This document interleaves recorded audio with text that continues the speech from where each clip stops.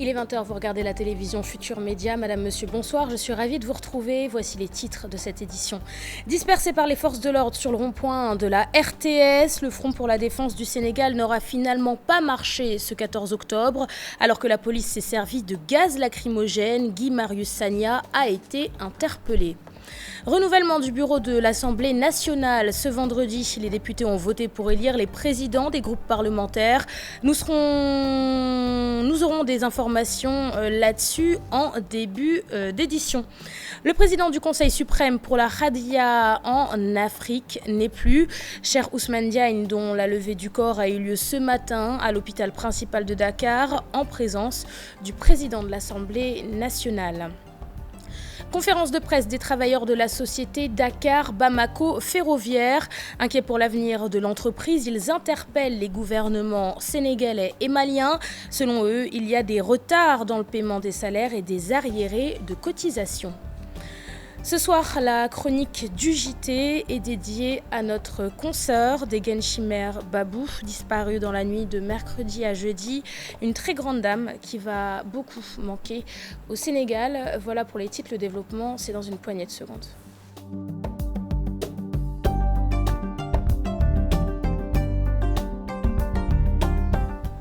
Bienvenue à tous et merci de vous informer sur la télévision Futur Média. Finalement, la marche du Front pour la défense du Sénégal n'aura pas eu lieu. Présente sur le rond-point de la RTS, les forces de l'ordre ont immédiatement dispersé les manifestants à l'aide de grenades lacrymogènes. Un des membres de l'opposition, Guy Marius Sagna, est entre les mains de la police. Retour sur les temps forts de cette manifestation avortée, c'est avec Souleymane Touré et Younous Diatta. Et pourtant, tout démarre bien. Les échauffourées commencent quand la foule a voulu dépasser les ronds-points de la RTS. Sans coup férir, la police disperse leaders et militants par des lacrymogènes.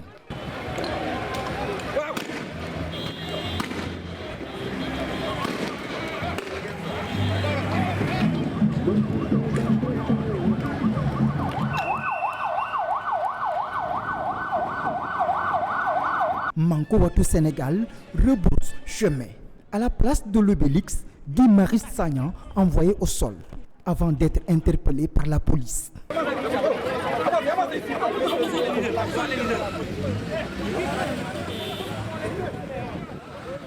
La lecture qu'on en fait, c'est que lui, il a été visé pendant très longtemps, donc c'est l'occasion pour le prendre. Des lacrymogènes encore. La foule vide les lieux de la place de l'obélix. La déclaration de Manko Watu Sénégal sera faite à côté du ministère de l'Habitat. Nous nous sommes levés pour nous battre pour la liberté et pour la démocratie. Ils nous ont tiré sur nous, ils ont jeté des lacrymogènes, ils voulaient nous massacrer. Mais le peuple est avec nous et le peuple dit non. Et nous allons ensemble avec le peuple sénégalais libérer ce pays-là. Nous ne pouvons pas accepter que dans notre pays, que les droits et les libertés soient bâillonnés. Mais au nom de quoi? Ce pays-là n'appartient pas à Macky Sall. Déthié Fall et Farba Senghor interpellent le président de la République. Aujourd'hui, nous avons un dictateur qui est là en face de nous et nous avons aujourd'hui une dictature qui veut être installée dans ce pays-là. Nous avons en toute légalité déclaré notre marche. On attendait du président de la République et de son gouvernement qu'il encadre cette marche pour qu'elle se fasse dans les règles de l'art, dans la sérénité, dans la paix et dans le calme. Donc, ce que vous voyez ici, véritablement, c'est une entorse à la démocratie. Et on va voir maintenant ce qui va se passer, mais Macky Sall doit se conformer à la démocratie au Sénégal. Les forces de l'ordre font passer la décision préfectorale comme lettre à la poste. Manko Watu Sénégal ne fait que constater les dégâts. Et puis sachez que le préfet de Dakar est actuellement en conférence de presse à la préfecture pour revenir sur cette manifestation avortée de l'opposition. Nous y reviendrons. D'après l'avocat Amadou Ali Khan, l'arrêté de Maître Ousmane Gom interdisant toute manifestation à caractère politique de l'avenue Malick Sy jusqu'au Cap Manuel est sans portée. Maître Khan a toutefois invité l'opposition à changer d'itinéraire. C'était avant l'épisode de ce vendredi. Écoutons-le, il s'est exprimé au micro de Souleymane Touré. Moi, je voudrais dire deux choses sur cette question. La première, c'est que du point de vue juridique, je ne pense pas qu'un arrêté ministériel, c'est-à-dire un acte juridique pris par un ministre, puisse restreindre une liberté octroyée par la Constitution.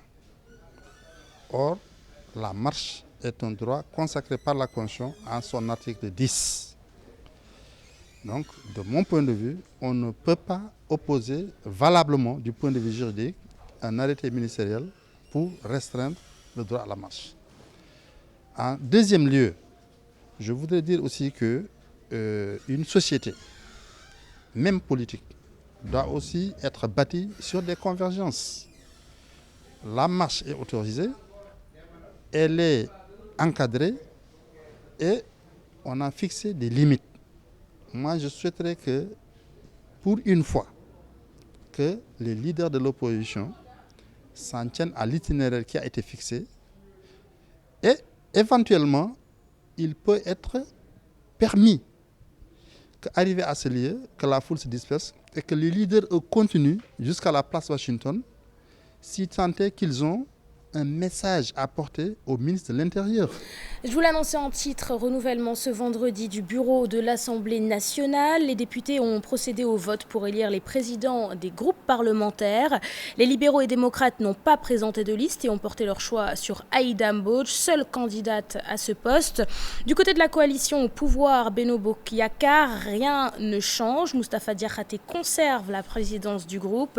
Sur les 150 députés, 115 ont répondu présent. Le président Moustapha Niasse a ainsi déclaré la séance ouverte.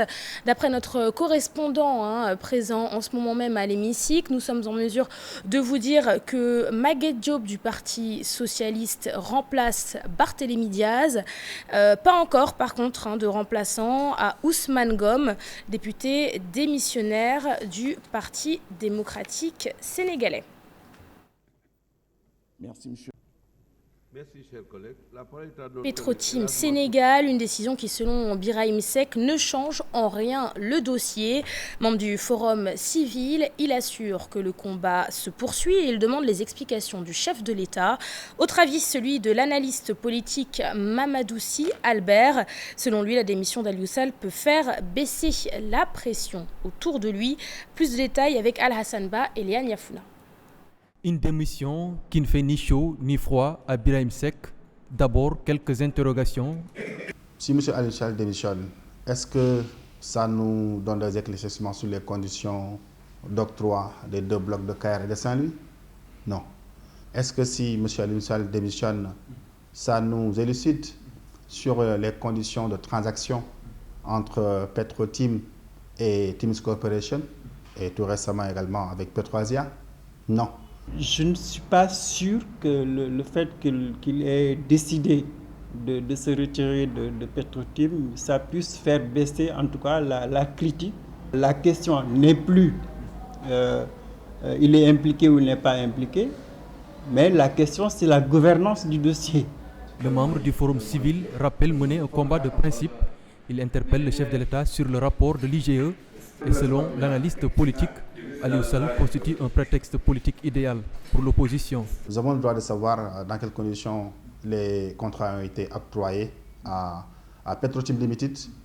Et pour cela, nous demandons quand même solennellement au président de la République, M.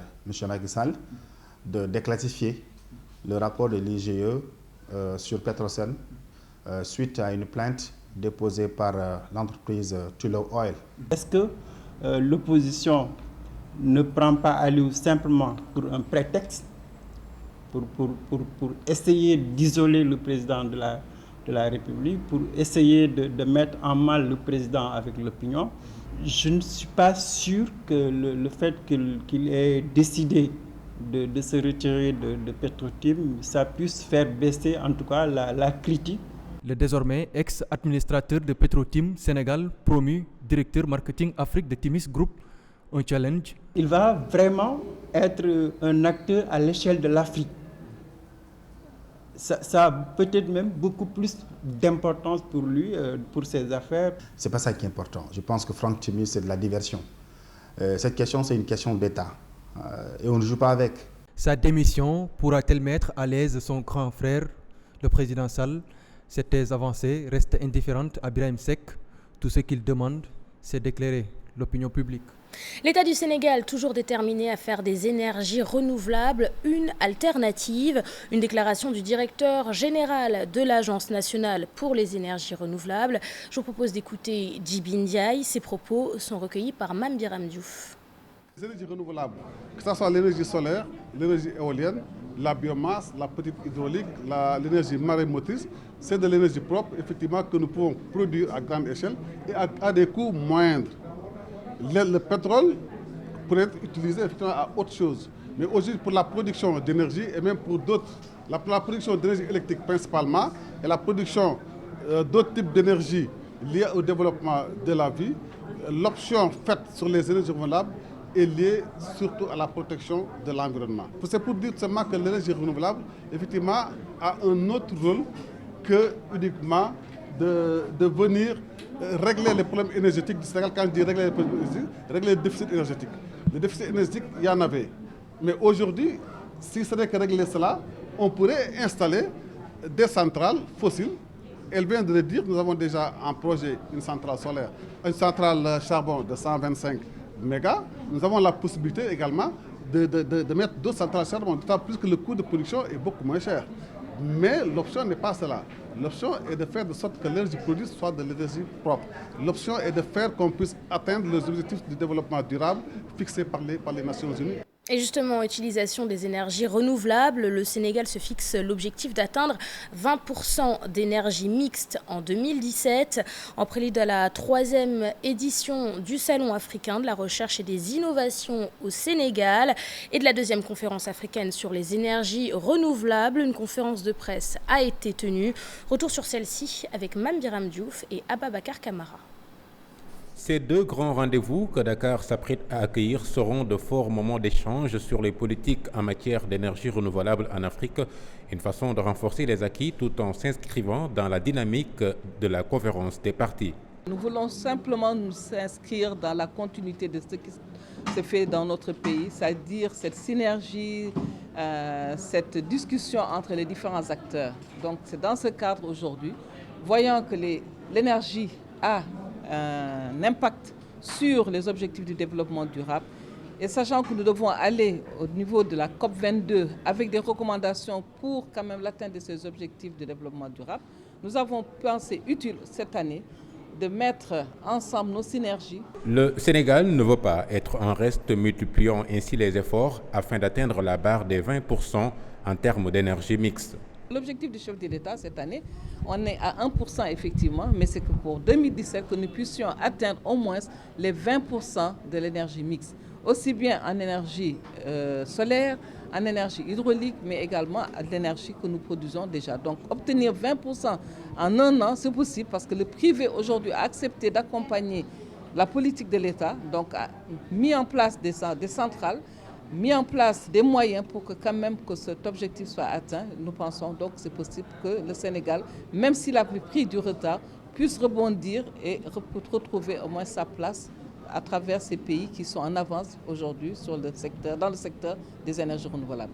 Des conférences et panels sur les mécanismes de financement des énergies renouvelables, la formation et la recherche, entre autres thématiques, en plus d'une exposition, seront au programme des 25, 26 et 27 octobre au Grand Théâtre, ce qui va déboucher sur une stratégie commune d'utilisation des énergies renouvelables.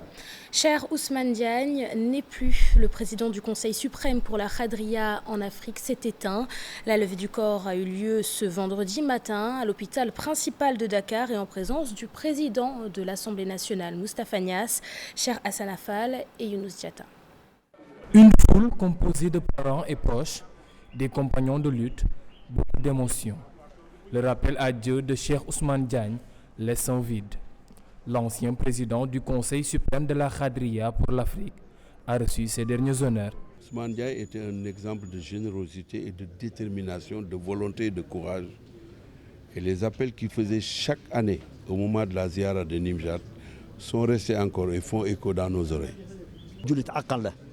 C'était un vrai musulman qui aidait ses frères, quelqu'un de très serviable, une personne qui aimait sa patrie. Un exemple pour la jeunesse sénégalaise, un modèle s'en est allé, selon le président de l'Assemblée nationale. La jeunesse doit s'inspirer de l'exemple de El Hadj Ousmane Diagne et surtout des actes qu'il a posés toute sa vie durant. Ce que l'on pourrait dire par rapport à la dimension de l'homme, c'était un homme d'une très grande générosité de cœur. C'est quelqu'un qui a tout donné à la famille de Cheikh Saad Bou. Un décès qui survient en marge de la commémoration des 100 ans de la disparition de Cheikh Saad Bou, mais qui n'ébranlera en rien le Conseil supérieur des cadres pour l'Afrique.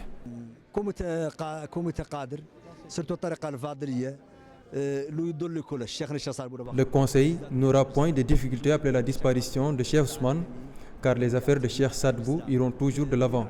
De plus, le Cheikh avait formé des cadres prêts à le succéder.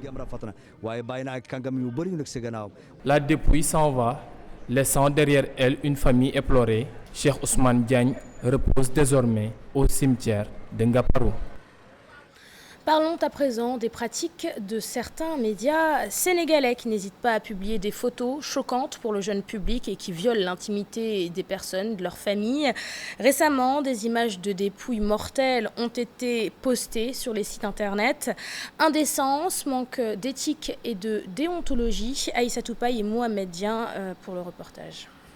Dépouilles prêtes à être inhumées, ces images nous sont servies sur la toile. Quête du sensationnel, pipolisation, beaucoup d'interrogations. Souvent, dans les pays développés, on vous dit l'inhumation aura lieu dans la stricte intimité. Donc, les morts, quand même, doivent avoir leur intimité. Et pourquoi on en est arrivé là? Parce qu'il y a une pipolisation aujourd'hui de la presse qui pousse les gens à penser qu'il n'y a plus de limites. La plupart de nos sites internet reposent leur modèle économique sur leur taux d'audience. Et le taux d'audience permet d'avoir plus de publicité sur le site. Maintenant, cette course au clic les conduit malheureusement à publier n'importe quel type de contenu, quitte à ne plus respecter la dignité de la personne humaine. Lorsque l'argent ou la course au clic prend le dessus, limites dépassées, règles bafouées. Même si on n'est pas journaliste, le travail de diffuseur de contenu, diffuseur d'informations veut que l'on respecte un certain nombre de règles. L'éthique et la déontologie sont des choses qu'il faut absolument respecter. On ne cesse de les interpeller, ces sites internet-là qui font ces dégâts, il faut le dire comme ça. Et malheureusement, ils n'acceptent pas d'avoir commis ces erreurs. Le CORED interpellé sur l'existence de sanctions prévues. Malheureusement, on revient à l'épineux problème du projet de code de la presse qui n'est pas encore voté. Toutes les sanctions donc, sont prévues dans ce projet de code. Si cela est fait, nous allons faire un grand pas en avant parce que cela nous permettra vraiment de sanctionner les gens et que ces sanctions-là soient suivies des faits. Intimité violée lors des funérailles, une seule question, quelle est la limite à ne pas franchir en de pareilles circonstances? Arriérés de cotisations, retard dans le paiement des salaires, la société Dakar Bamako Ferroviaire serait dans une situation délicate. Inquiets, les travailleurs demandent la rénovation complète du chemin de fer. Ils interpellent également les gouvernements maliens et sénégalais et annoncent une tournée de Dakar à Kidira pour rencontrer politiques, religieux et membres de la société civile. Maïmouna Ndiaye et Mohamed Dien. Ils avaient beaucoup d'espoir avec la relance du chemin de fer Dakar-Bamako. Des travaux de réhabilitation entamés, une enveloppe de 7,5 milliards promise, mais jusqu'ici que quelques tranches reçues. Le syndicat unique des travailleurs du rail fait le point. Il nous reste encore d'autres machines à réhabiliter et toujours le problème, c'est des problèmes de moyens. Les États du Sénégal et du Mali ont ils ont décaissé des montants à raison de 2,3 milliards, 2,4 milliards chacun. Mais c'est des montants qui ont été décaissés par tranche. Et ce qui a fait que l'utilisation peut-être a souffert un peu de problèmes parce que c'est des choses qu'on a utilisées pour des salaires et un peu pour des pièces pour la réhabilitation de certaines machines. La situation des retraités, une autre question qui inquiète le Sudrail. Aujourd'hui, les retraités qui sont partis à la retraite depuis le mois d'août, le concessionnaire d'alors n'avait pas reversé leur cotisation sociale, ce qui avait fait un montant de plus de 300 millions que les États quand même ont pris l'engagement de réserver. Ils ont réservé une partie, ça reste un gros lot. Ces travailleurs ne resteront pas les bras croisés. Une commission est mise en place pour informer les leaders d'opinion. La société civile, les partis politiques, pour les impliquer et les informer de la situation actuellement de DBF. Une tournée sur toute la ligne et d'informer les travailleurs. Parce que quelque part, nous ne laisserons pas les travailleurs aux fossoyeurs qui sont là, animés de mauvaise foi et qui ne font que donner de mauvaises informations. Après cette tournée, le syndicat unique des travailleurs du rail compte redéfinir les angles. Il n'exclut pas de dérouler d'autres actions. Mouvement d'humeur des travailleurs municipaux de la ville de Rufisque. Selon eux, si la mairie manque de moyens financiers, c'est parce que certaines industries privées bénéficient de traitements de faveur. Ces agents municipaux ont tenu un sit-in ce vendredi. Retour sur celui-ci avec nos correspondants dans la ville de Rufisque, Ousseynou Thiam et Biradiagne. Arborant tous des brassards et foulards rouges, les agents municipaux de la ville de Rufisque ont abandonné bureaux et autres lieux de travail pour organiser un sit-in. À l'origine de leur courroux, les difficultés financières auxquelles l'institution municipale est confrontée. Le plan d'action consiste à, comme nous l'avons dit, fermer l'état civil tous les lundis et à faire un sit-in tous les jeudis devant les locaux de la mairie pour nous faire entendre des autorités municipales et des autorités de ce pays. Il se trouve que depuis très longtemps, les recettes sur lesquelles compte la collectivité, notamment les patentes, ne continuent de cesse de baisser et de fondre comme neige au soleil. La ville, dans le cadre de la mutualisation, soutenait les autres communes, les ex-communes d'arrondissement devenues communes de ville, les aider à payer, mais maintenant ce n'est plus possible. Ce qui fait que même les communes maintenant n'ont pas encore perçu le salaire à ce jour. Des travailleurs municipaux qui indexent certaines industries implantées à Rufisque et qui bénéficient d'exonération fiscale de la part de l'État. L'État doit procéder à une compensation pour ne pas léser le collectivité locale. La ville de Rufisque est en train d'étouffer. Nous nous demandons si ce n'est pas un processus d'étouffement de la ville pour faire disparaître la ville. Ce que nous n'accepterons pas. Nous demandons aux autorités, si c'est elles qui ont procédé à ces dégrèvements, à ces exonérations, au moins de faire une compensation. Si ce n'est pas le cas, les industries implantées dans notre périmètre communal, ils n'ont qu'à payer, ces industries-là n'ont qu'à payer leurs taxes, n'ont qu'à payer les impôts comme il le faut. D'abord, il y a la Socosim, il y a la CCBM, il y a les industries comme Volda, il y a l'APR Énergie, donc il y a le contrôle global. Ces gens-là ne déclarent pas exactement leurs activités. Députés par cette impasse que traversent leur outil de travail, ces agents municipaux promettent de poursuivre le combat afin de sauver leur emploi aujourd'hui menacé. Tournée des maires du département de Sédhiou. La caravane s'est arrêtée dans toutes les communes pour rencontrer les populations. Pendant une semaine, les autorités ont pu recueillir leurs avis, leurs préoccupations, entre autres doléances, l'électrification du PACA et la construction d'abris provisoires. Plus de détails avec Bakary Conté et Salah Samba. Les maires, les conseillers municipaux, conseillers départementaux du département de Sédhiou, derrière le maire Abdoulaye Diop, directeur général du COSEC, ont sillonné toutes les collectivités locales du PACA pour s'enquérir des difficultés des populations. J'ai profité de l'occasion aussi pour nous poser un certain nombre de doléances, parmi lesquelles le président de la République, je sais qu'il est très convaincu de ça, ça fait partie de ses préoccupations pour Sédhiou. Il s'agit de l'électrification du PACA, de la route Carrefour Ndiaye jusqu'à Kolda. Il y a aussi la boucle du Goutier qui a fait l'objet même d'une communication au Conseil des ministres passés. Donc ça nous rassure que le président vraiment a une vision pour le développement de Sédhiou, même si on a constaté quand même une certaine lenteur, mais on sait que ce serait quelque chose qui sera réalisé d'ici vraiment les prochaines élections. Ça, nous sommes convaincus de ça. Dans d'autres localités, le manque de forage, de postes de santé et le nombre important d'abris provisoires inquiètent les populations. Là aussi, il y a un problème d'eau, comme partout au Sénégal.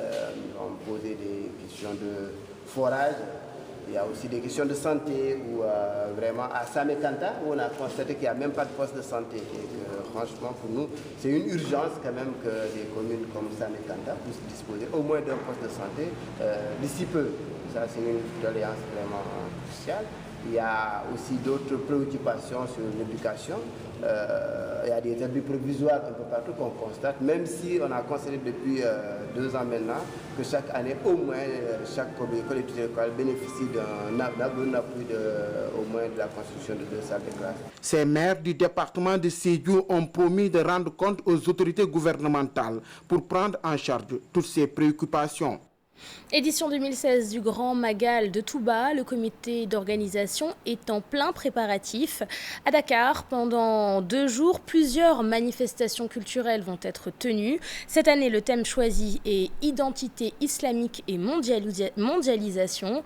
Hier jeudi, une conférence de presse a été tenue par les organisateurs. Compte rendu avec Fatih et Mardian. Le comité d'organisation du Grand Magal de Touba fin prêt pour démarrer ses activités. L'édition 2016 connaît beaucoup d'innovations, des rencontres prévues dans la capitale sénégalaise. Bambilor, première étape. Le Magal connaît aujourd'hui une dimension mondiale. Une dimension mondiale à cause de toutes ces activités que le comité d'organisation a entrepris depuis quelques années. On a organisé des colloques, on a organisé un forum, on a organisé un carrefour culturel. Et donc, c'est d'intenses activités culturelles que le comité d'organisation, en tout cas, organise donc chaque année, ici à Dakar, dans le reste du Sénégal. Thème choisi, identité islamique et mondialisation, un sujet d'actualité qui mérite réflexion. Vous savez, aujourd'hui, nous sommes dans un monde globalisé. Une globalisation qui ne comporte pas que des aspects positive, puisque vous n'êtes pas sans savoir que cette globalisation est en tout cas le fait de culture non islamique.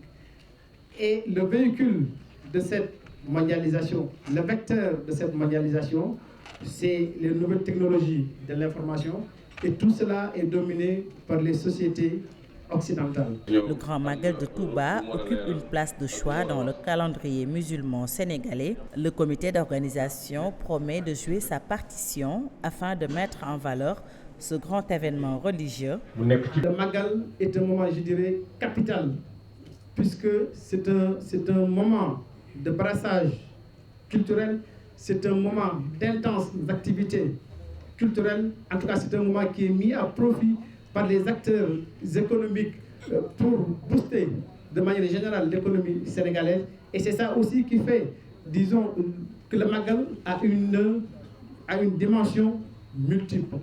À partir du 18 novembre prochain, la capitale sénégalaise va accueillir plusieurs manifestations culturelles. Objectif, mieux faire connaître le legs du fondateur du mouridisme Khadim Rassoul. Un sujet à présent qui concerne tous les parents d'élèves. Regardez-vous vraiment l'emploi du temps de vos enfants? Dans ce reportage, Fatou Kinidem et Léa Niafouna s'intéressent à certains jeunes qui modifieraient leur emploi du temps pour vaquer à leurs occupations. Rosine Si, élève au lycée John Kennedy, connaît déjà son emploi du temps. Sa première réaction, le présenter à sa sœur. Je le prends à ma grande sœur. Pour nous, oui, je l'ai reçu. Oui, à ma mère. Parce que si je ne montre pas l'emploi du temps, elle va penser qu'à la descente, on part pour traîner et autres. En revanche, pour Penda Dieye, ce n'est pas nécessaire. Non, je ne l'ai pas présenté à mes parents. Mes parents ne me l'ont jamais demandé. Nombreux sont les élèves, généralement les filles qui modifient leur emploi du temps pendant l'année scolaire. Une astuce pour ne pas rentrer tôt chez elles. J'ai une copine qui fait ça pour aller se balader. Il y a des élèves qui traînent de partout. Tout le monde a l'habitude de le dire. Les élèves de Kennedy traînent partout, tous les trouvent n'importe où. Certains parents d'élèves se disent exigeants sur les horaires scolaires. Cela pour mieux contrôler l'éducation de leurs enfants. Je leur contrôle parce que c'est comme ça qu'on m'a éduqué. Raison pour laquelle je leur demande après inscription de venir de photocopier leur emploi de temps pour me le remettre pour que je puisse veiller sur ça. En général, les enfants, quand ils descendent, ils sont accompagnés de leurs amis. Des fois, il y a un de leurs amis qui veut aller quelque part et il les amène. Et là, je les suis de près. Banditisme, viol, délinquance, les risques sont énormes. La vigilance est ainsi de mise, et cela à tous les niveaux. Si les enfants ne sont pas bien habillés, les gens ils le font exprès pour les suivre et les dévier. Des fois, tu as la chance d'en avoir un enfant bien éduqué. Bientôt, un nouveau stade pour la commune de Rosbecchio. La pose de la première pierre a eu lieu hier jeudi. Un stade multifonctionnel qui pourra accueillir en principe plus de 1500 personnes. D'après le maire de la commune, le gaz synthétique sera lui posé en 2017. Écoutons-le, il est au micro de notre correspondant Ousseynou Diop. La volonté du président de faire en sorte que ceux qui se trouvent à Dakar, à Saint-Louis, dans toutes les grandes villes, on puisse avoir la même chose dans ces petites communes, ce qu'on appelle les communes rurales, et donc pour permettre à tous les jeunes du Sénégal de bénéficier, d'avoir en fait, de vivre dans l'équité et de vivre dans l'harmonie et de permettre donc à ces jeunes-là de pouvoir bénéficier d'infrastructures qu'on ne retrouvait avant que dans les grandes villes. Il sera installé une tribune qui prendra 1500 places, 1500, dont 700 ou 650 ou 700 qui seront couvertes. Il y aura également, ils vont araser, ils vont refaire la pelouse. Mais les gazons ne font pas partie du projet. Donc ce sera peut-être une autre phase. Ils vont mettre en place un stade multifonctionnel où on pourra faire du basket, du handball, du volley, etc. Il y aura également, ils vont reprendre la clôture, donc toute la clôture.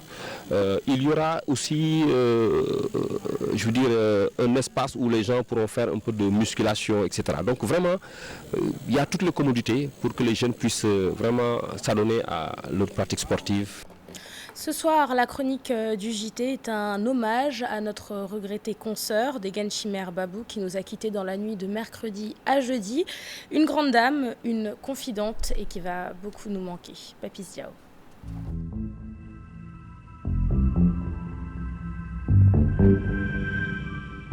Elle nous a encore surpris dans notre paisible quotidien. Elle a durement encore frappé en nous arrachant à notre affection, notre dégaine national. La mort, c'est bien elle, cet invisible et encombrant voisin qui agit où elle veut et quand elle le souhaite. Notre foi en Dieu, en conformité avec les chartes ou lois de notre religion, nous rappelle tout juste l'acceptation de cette volonté divine, de nous plier totalement pour ensuite rendre grâce à Dieu et rappeler aux uns et aux autres qu'il est l'unique, le Tout-Puissant et l'Omniscient par ailleurs. Mais n'est-il pas vrai que nous sommes créés à son image ? Dès lors, il existe parmi nous les mortels des créatures d'exception, celles-là qui marquent leur espace, leur temps, leur corporation, pour ne pas dire leur société. Degen Chimère est dans le cercle restreint des hommes de médias qui ont gagné le pari de la constance, le style, le verbe, l'écoute, tout enrôlé dans une élégance dont l'explication n'est à trouver que dans l'estime de soi, sans laquelle on ne peut aimer ou estimer l'autre. L'animatrice laisse un legs d'une qualité éternelle, c'est-à-dire que la correction est une vertu. Elle a toujours su incarner avec désinvolture l'élégance, la correction, la rigueur dont le respect absolu. Il faudra dire séchez vos larmes à ceux qui ont partagé leurs confidences, ces hommes, femmes et jeunes dont elle a toujours été la solution aux problèmes de la vie, mais aussi et surtout aux cas sociaux face auxquels Degen n'a jamais reculé ni renoncé. Paix à ton âme, de la terre de Touba, de sois léger.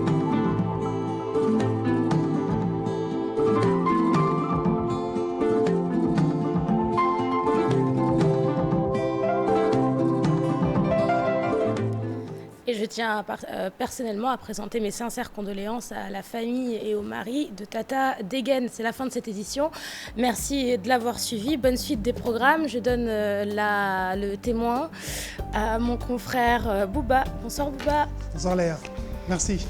Le point final de ce 20h, c'est l'invité qui arrive dans un instant.